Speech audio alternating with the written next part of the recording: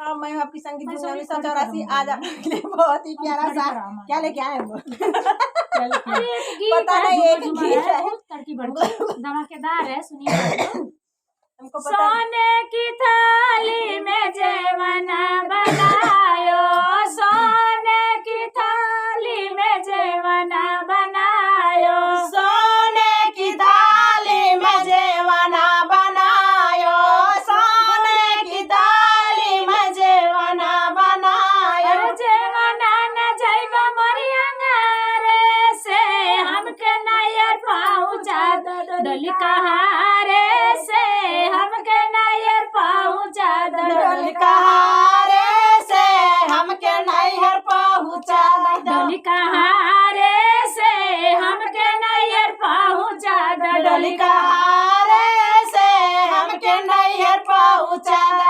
लवंगा इलाचिया कबीरवा जोड़ावलो, लवंगा इलाचिया कबीरवा जोड़ावलो, लवंगा इलाचिया कबीरवा जोड़ावलो, लवंगा इलाची कबीरवा जोड़ावलो।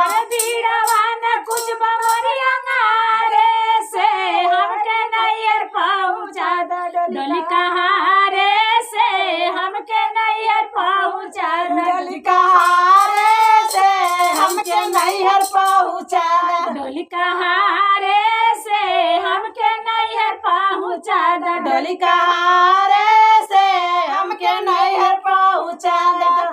फूला हजारी कसे जिया लगावली, फूला हजार कसे जिया लगावली, अरे फूला चुनिया चुनी से जिया लगावली, अरे फूला जिया चुनी से जिया लगावली, अरे से जिया न सोइब मरियंगा रे से हमके नैयर पहुँचा दो, डोली कहारे से हमके नैयर पहुँचा दो, डोली कहारे से हमके नैहर पहुँचा दो, डोली कहारे से हमके नैहर पहुँचा दो, डोली कहारे से हमके नैहर पहुँचा दो।